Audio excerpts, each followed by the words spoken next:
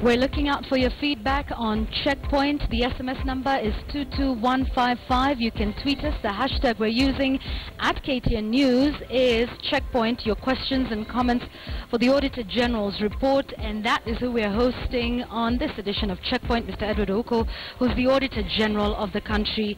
Thank you for making the time to be with us tonight.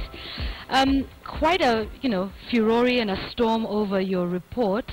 Let's start by talking about the process of it. Were you able to get all the documentation you required in time to prepare your report as constituted by law? Let me answer to that by outlining what the process is. As you know, the government fiscal year runs from July to 30th. So basically, the reports are first of all prepared through an integrated financial management system which monitors every payment which goes through the system, and each payment which goes through what the system we call IFMIS must have a voucher, must be created and must be supported.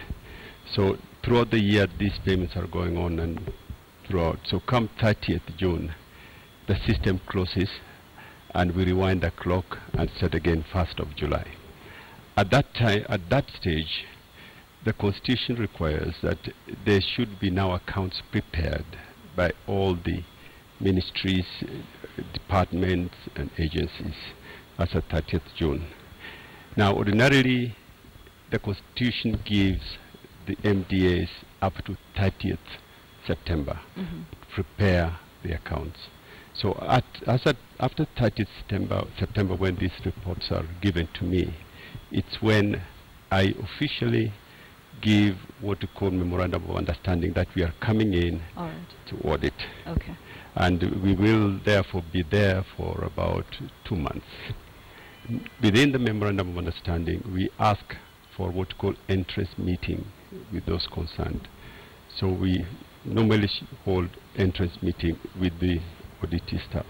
So during the next 2 months after 30th September, we have a lot of, we are in the premises, we have a lot of back and forth with the auditees. At some point during that 2 months, the situation has to stop. We raise certain queries during the contacts. Some are resolved.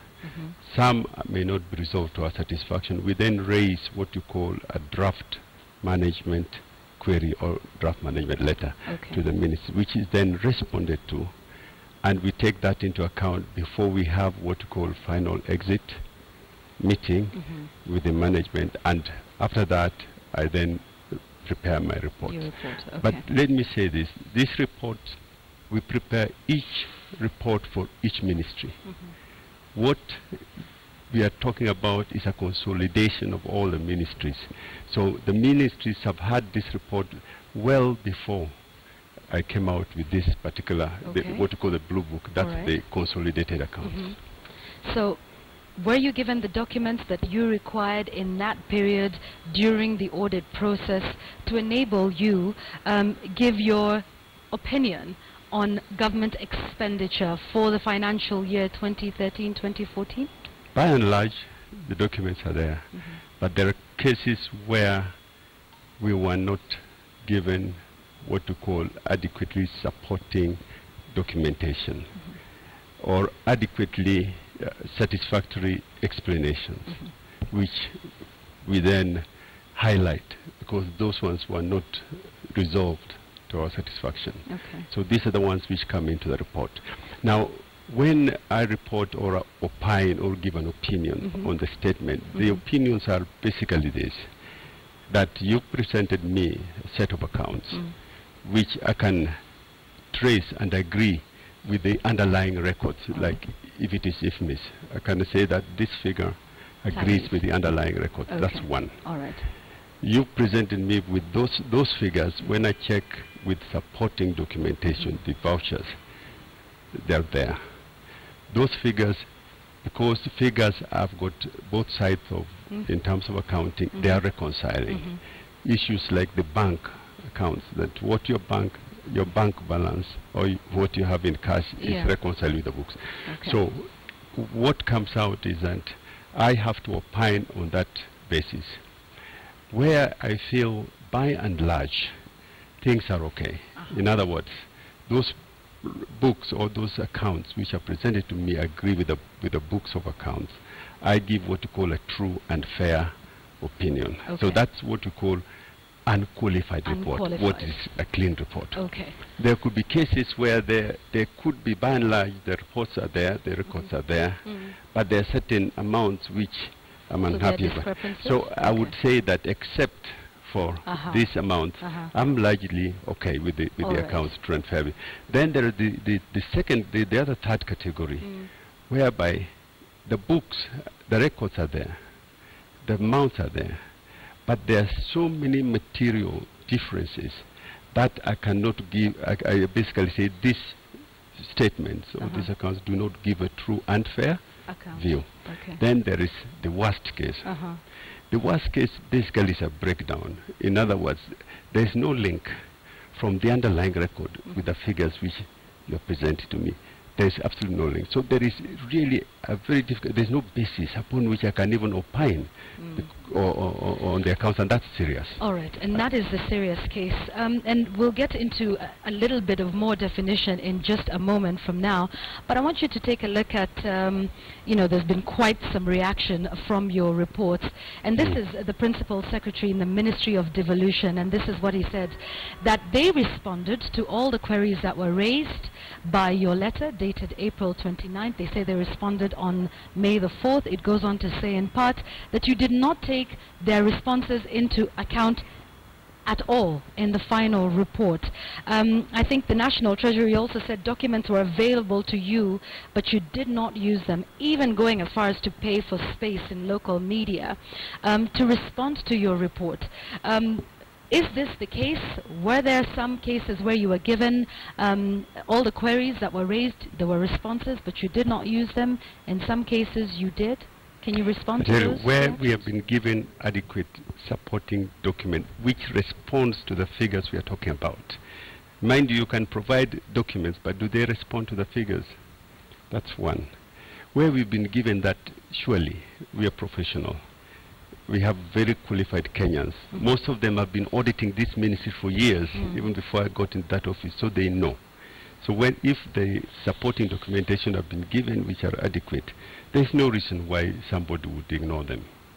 But what happens so often is that these queries or these responses come very late when we are almost finalizing, which indicates that some of the people who are critical in the process, who should be responsible, have not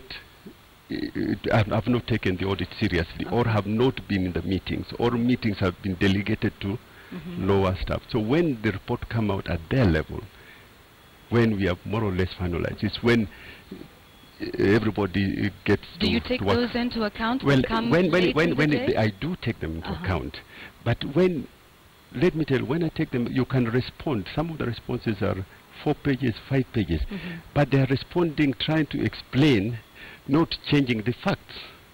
Do you understand? If the figures didn't agree, it would be, look, it didn't agree maybe because of this and this and this, but the books didn't agree.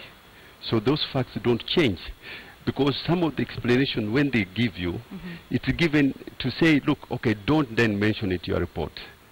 But is that the case that happened? This more, that's what no, they don't say don't mention, but they are trying to explain, and they are expecting, because they've explained, it should not be in the report. I'm reporting on figures. The figures as at 30th June. At that 30th June, there were disagreement, or there were differences. You have provided me with some explanation. I said it is not adequate in my view. So you think because you provided those explanations, the issue is stopped. It's not that. So but the other way, let me just. Not adequate? They are not adequate. Certainly, they are not satisfactory. But let me explain a bit more about, because then the next situation they say, oh, they talk of international standards requires that you should include our explanation. The international standards do not say that. What do they say? The international standards will say, yes, you take into account, but you, my opinion is my professional opinion. I give professional opinion. Now, the imagination of people is that this report, once I've given you the ministry report, I should then append those. That's what I think they mean. Those explanations. Those explanations. All right. Which is impractical. It Okay. cannot happen. All right, let's talk about the international auditing standards for a moment, because the Treasury's response to your report was that you did not hold exit meetings or final audit review meetings as per those standards. Is that the case? I don't think there could have been some exceptions, but by and large we try and hold exit meetings. The only situation is that the people who attend when we hold them at the lower are delegated people. Those who are now talking do not attend. All right, but did you hold exit meetings No, in all instances? in most cases we hold exit meetings. All right, okay. I'd like us to listen to Majority Leader Aden Duale, who spoke about the report. And in this first clip that we're going to play for you, let's listen to his reaction a couple of days ago to the Auditor General's report. And the Auditor General should also care about the image of his office. The Auditor General last year, 2012-2013 accounts ya national government alisema 300 billion shillings was lost. Wote mnajua, mliona kwa gazeti. Wakati hiyo accounts iliangaliwa na Public Accounts Committee led by Ababu na Mwamba then, bunge ikaleta report kusema hakuna shilingi ilipotea. Wewe ulisema 300 billion was lost. When it came to parliament, there was no shilling lost. So who is lying between the Auditor General's office and the Public Accounts Committee of the National Assembly? The question we'd like to pose to you now. Your reaction to that? My reaction to that is that, as I've told you, my constitutional duty is to give an opinion on the accounts which are presented for me to audit. And my opinions are exactly what I told you. I've said, I've looked at these accounts, they do not give a true and fair view. There is nowhere in my reporting that I say so much has been lost unless it is clearly been found through the course of the audit. When I'm opining on the accounts as a whole, I'm giving my opinion. I never mentioned the word lost. So I think the leader of the majority is taking the amounts which I said out of context. And in fact, in the previous year, what I said, if you looked at the statements which I had disclaimed opinion, when you look at the assets and liabilities were involved in those statements, they added up to almost that amount. All right? So this is what is talking about. This does not say, the report do not say that 300 billion has been lost. I think this is his own words. Okay, let's talk about unaccounted for, lost, looted, misappropriated, misused. In your view, if you cannot account for spending, and you know, in your report you talked about some disturbing, you know, methods in the government's accounting system, does it equal corruption? Let me tell you this. You know, when we approve a budget, the budget is approved by Parliament, and this budget comes into force on the 1st of July. This budget is like a line of credit given by Kenyans to each ministry, which means that as they go throughout the year, they draw down the money. When you draw down the money on a line of credit, you either buy a chair, buy an asset, buy a building, and we can see. You either then pay the staff, we can see the staff. You then spend it otherwise, another expenditure, which then I ask you, give me the documentation. When the balance comes, you then reconcile with the amount you drew from the bank. So when there are differences, so my work is to tell you that this money which was drawn by this ministry, so much I didn't get adequate, either I didn't see the asset or it was not adequately accounted for, meaning that no explanation or justification or documentation to my satisfaction was given to me. All right. Or simply where then we can establish cash has been lost, we would actually say that. All right. But that's the rare case where we say that. Do you think, though, to my question, do you think misappropriation, misuse, or unaccountability, which is what your office is very keen on doing, saying you were given 100 shillings to buy a pint of milk, Yes. I do not see a receipt for the pint of milk, right. very simply put. Do you think unaccountability is a form of corruption? Is it the start of corruption? And how, in other words, what I'm trying to ask is how important is accountability in the war on corruption? I think accountability is very important. As I said, this is a line of credit given to you. Like when you go to the bank, you take 10,000. 10,000, if we expect you to account for it to the dot. So if you don't account for it to the dot, then there must have been something missing. There must have been some abuse. Okay. So this abuse, how you interpret it, is up to you. All right, so you're not going to use the word corruption when it comes to unaccountability, do you think? Because a lot of Kenyans are concerned about that. 67 billion, not to mention the $2 billion of the sovereign fund that's in an offshore account rather than in the consolidated fund. When I audit, I look, because as you know, the use of your budget and your resources are controlled by the approvals and compliances. There are issues which you must comply with. The way you use the money must be complying with some laws, some Public Finance Management Act, which I look for. And I check compliance with those laws. I look at whether they've been used properly or there's value for money to the extent possible. So this is what I check. Now, corruption is something which is up to the beholder's eye. They have to now read it from that aspect. All right. Are you surprised by the political furore that's been caused by your report? The Auditor General, the Majority Leader is weighing heavily on this. The National Treasury is doing this. Members of Parliament are, divided, both sides, by that. Are you surprised by this? There's a trending hashtag on Twitter, yes. Who audits the Auditor General at this moment. Are you surprised by this reaction? Well, I'm surprised because I think we've been the government is being audited. It's been audited each year. I'm not the first Auditor General to audit the government, and I think if you look at the past, there were issues like this coming up. Why this year? I'm just a bit surprised that this year is an exception. Okay, so this year is an exception. You are on record as saying that your life and those of members of your staff are in danger. You've been receiving death threats. Do you want to talk about that? I think these are matters which are in the hands of the police, which I would like not to talk in detail, but only to affirm that, yes, we have been receiving some threatening SMSs from which we have handed over to the police. So it's being investigated. And I think the Inspector General Police has assured me that they're taking the matter seriously and they're acting. So they are still working on that. Who do you think is behind the threats? Do you know? God knows.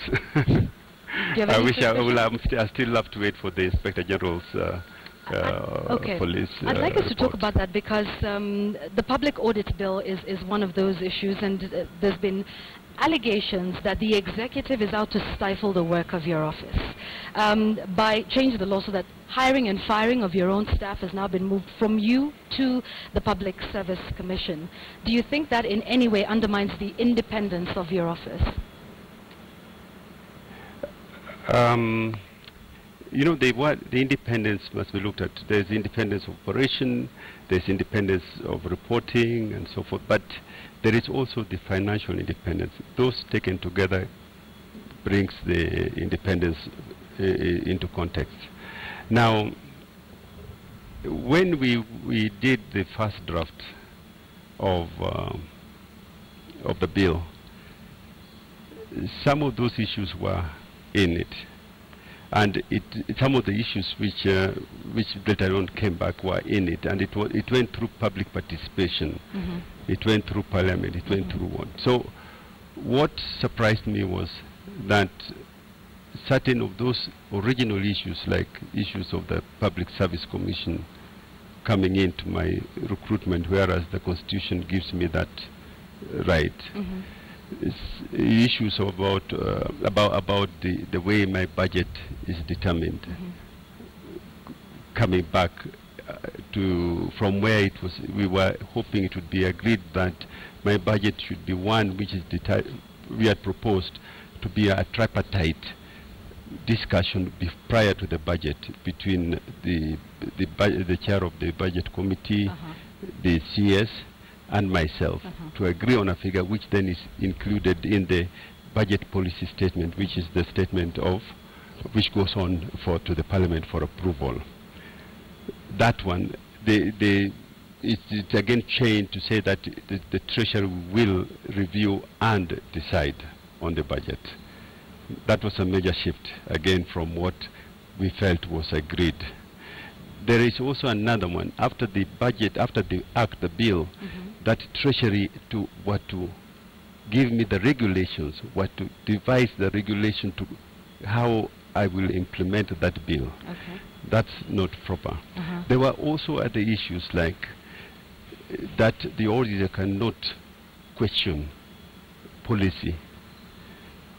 And as you know, Yvonne, the auditing now is beyond figures. Auditing now requires that the Auditor General, and these are under the standards of international standards, must go beyond and ask certain issues about value for money, certain issues about effectiveness, efficiency, and cost effectiveness with which the resources are used. So there are some audits which we do which respond to that, and necessarily if so you're not going just to about facts and figures, but also value for money. Value for money, efficiency, and once you go to do such audits, policy issues become to be very critical. Now, if you say you cannot question policy, then basically you are saying your auditor cannot give you that additional assurance about performance, about value for money. So with all of this happening, do you believe the executive has the best interests of the Auditor General's office at heart? Or do you believe there's a plan, as some allege, to undermine the work of your office, the authority of your office, the independence of your office today? All I know is that the President is very supportive of the office. I haven't had any reason to believe that the President, as the executive, is not... But yet this bill has gone through. Well, President, I suppose, is being advised, but I'm sure, as my view is that he is very supportive of the office. If you could talk to him now, what are those things you would tell him that you need? We know he's out of the country at the moment, but what are those things that would happen for you to say that your office is well-oiled, well-machined, you know, in terms of even giving the funds, because you've talked about funds to enable you to adequately audit national and county governments effectively? If I were to say, I would just simply approve or assent to the bill which had gone through the public participation, which had gone through mediation by both houses. That bill is, if we can assent to it, that would be a big step forward. All right. I want us to address some of the other issues that have been raised in the wake of the report, and I'm sure you've heard these being raised with you. It's obviously a political question, but one would like to put to you anyway. You've heard of the allegations that you are a Raila Odinga man and that you are carrying out his will and his intentions in terms of criticizing the government or painting it in a bad light. Mr. Oko, are you a Raila mole or person? Are you aligned to him politically? Constitutionally, the oath which I took does not allow me to align to any political party. My office is apolitical. So that's the answer. I cannot align with any political party. I'm not. Otherwise, I would be not in line with the Constitution. I'm not supposed to play politics. I'm not supposed to go to a rampage and so forth. So it is there. It is there. There is no question. And I don't know how, what I have done to show the others that I'm aligned to Raila or somebody else. Okay. All right. Others go as far as questioning your moral authority, that your name was in the list of shame that was presented by the President to Parliament, talking about money you allegedly, because the matter is supposed to be under investigation, that you allegedly defrauded the World Bank of 500 million. There's also the allegation that the hiring process system in your office is heavily skewed towards people from one ethnic community, your ethnic community. That is what is being said. Would you like to react to this today? Oh, the allegations were allegations, but I think the allegations, they put Office of the Auditor General and then they put my name. So it because is. You are the holder of the office. I'm the holder of the office, so that's why I'm there. Now, the hiring is something which we do openly. We are now actually in the process of hiring. We advertised. We have the HR department, which have really boosted up, which does all the shortlisting, all the processes you want, which then does the interviews. And in fact, we actually even have aptitude tests, which we do with, like in this case, we bring in private firms, or sometimes in this case, we are bringing in UNES, which is the University of Nairobi, Enterprise, to come and help us. Yes. And after that, we then select, and selections are done on the basis of what the Constitution requires, that you balance, you take into account diversities. So that's what we go through. Now, I don't think that that process, I can, overhaul that process or overrun that process to say I'm going to introduce, I don't know, people from one region only. Do you believe you have the moral authority to carry out your mandate? Or do you think it is a smear campaign? I'm not touched with that, because I think my conscience is very clear of the work I'm doing. Okay.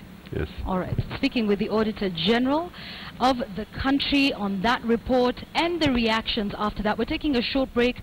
We'll be right back. Keep your comments coming in, and we will continue sampling them. We have just about 2 or 3 questions as we conclude with the Auditor General, but stay with us. We'll be right back.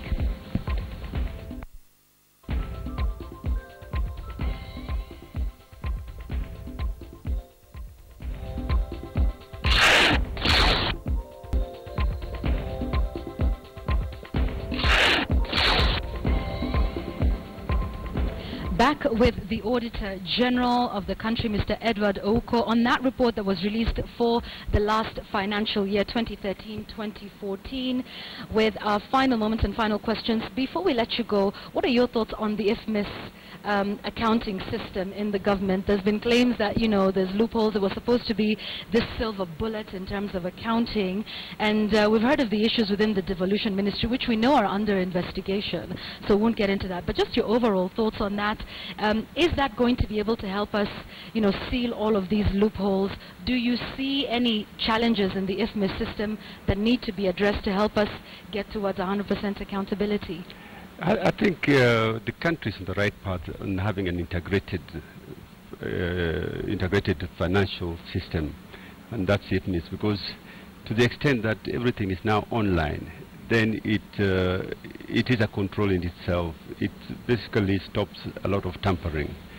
So that's good. I mean, all the government financial transactions are through IFMIS. Budget to pay, we're now having e-procurement going on. So as a country, we are moving forward with the IFMIS. But where we find a disconnect is after the financial year end, the figures, the transactions have gone through IFMIS throughout the year, which is okay, controlled by Treasury. Come at the end of the year, there's a delink in reporting somehow. So IFMIS, I think we need to look at it, to what extent is it actually responding to what you'd call the financial reporting aspects.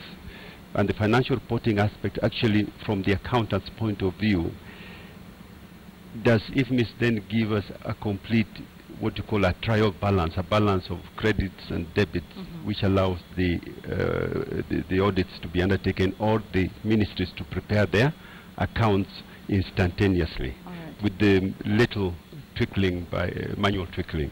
That I think is not, that loose end still has to be tightened. Okay, where do we go from here, Bwana, because for those that don't understand, this now is in the hands of the Parliamentary Accounts Committee in the House.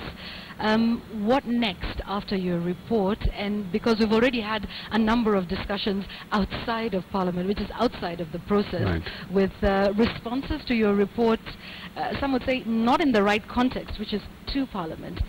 So could you tell us what next, now that your report is out? What next? My report was presented to Parliament. Parliament, I believe, now presented it to the Public Accounts Committee, and it is there where we begin the what you call the second cycle of accountability. So the Public Accounts Committee will then go through the tooth comb through my report and summon those involved, the accounting officers and others, to come and respond to the queries. Now, people talk of us not taking their explanations into account. Some of the explanations we could not take into account because they were not adding any new issue. But those explanations can still go to PAC. In other words, they still have another chance to exonerate or to justify. My point of concern is, why is it that those documents were not available during the time when it should have been? Because when it comes 9 months after, we don't actually audit them. So even as they resolve them, we cannot audit. So we don't know whether those are proper justification. Okay, all right. And I think we'll leave it at that for now. The Auditor General still raising his concerns over why some of those receipts came 9 months after the fact. Of course, that is now the next step. The Auditor General himself will be going before the Parliamentary Accounts Committee, as well as all those others who have issues and queries to raise. But your feedback is coming up in just a while on Checkpoint. John Alanamo wraps it up now with What's the Point?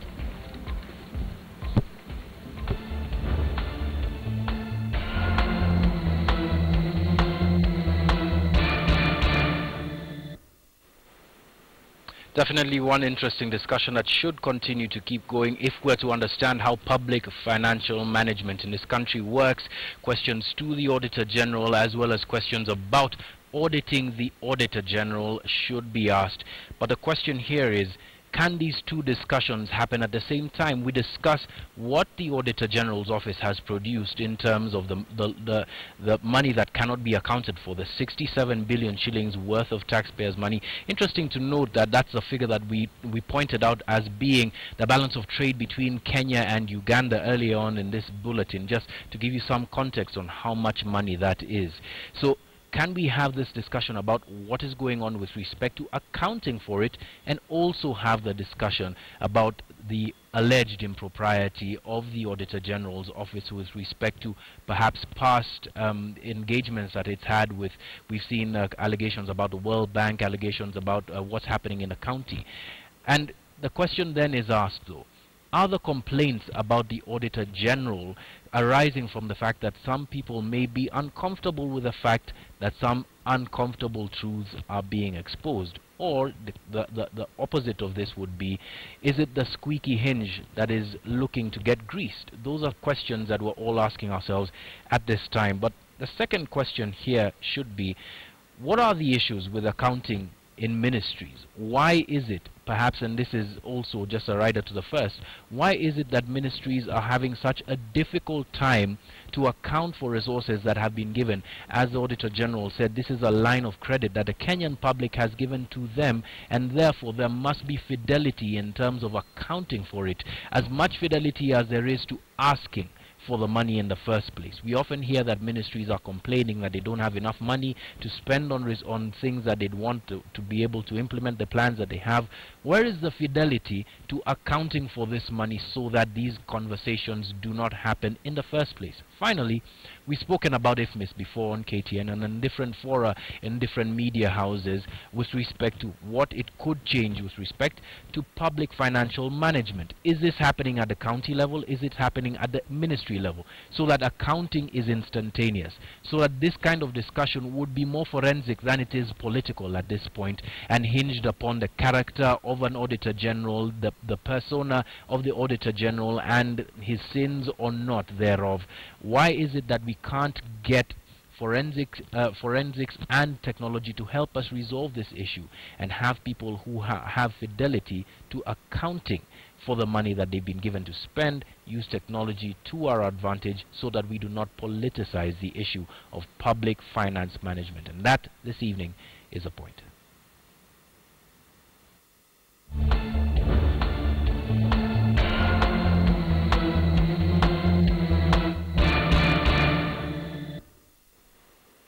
All right, before we go to the break, some other stories that we've been following for you. 3 people died and 11 others were injured and left seriously injured with respect to that, after worshippers of the African Israel Nineveh Church turned against each other in Hamisi, Vihiga County today. The wrangles in the church have been long-standing, and the root cause being a family dispute that has plagued the church for the past several years. The house belonging to the church's Archbishop John Mweresa Kivuli was reduced to ashes, and property worth thousands of shillings destroyed in the process.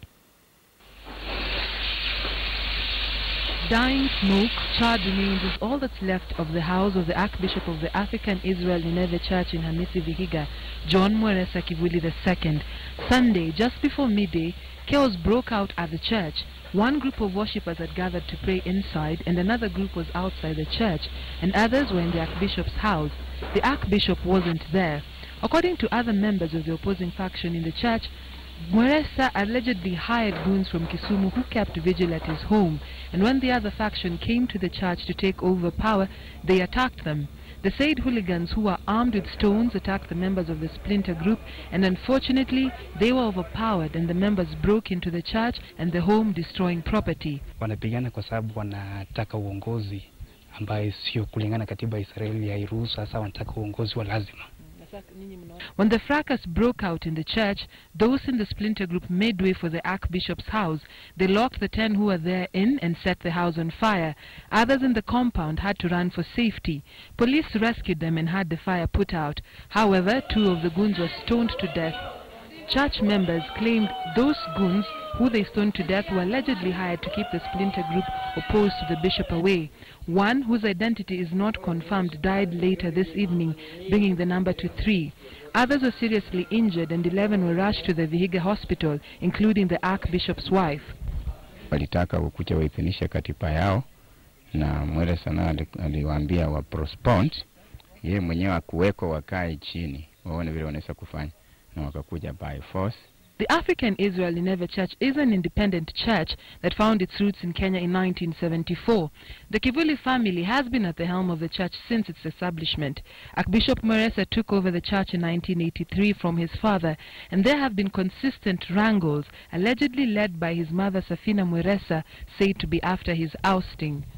The church has experienced wars amongst its followers for the better part of last year, with Mweresa claiming that the splinter group had forged the constitution to forcefully remove him from office. The counter-accusations in the church led to its split earlier on in the year, where they accused Mweresa for having declared himself a life archbishop, something they want changed and have the church to hold democratic elections.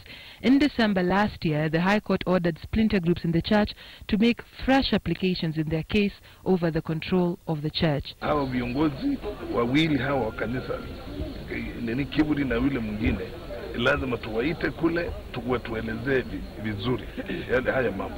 As the flag of the Church of Israel or the Church of Nineveh continues to fly, many questions are being raised. What will be the fate of the church after such an incident?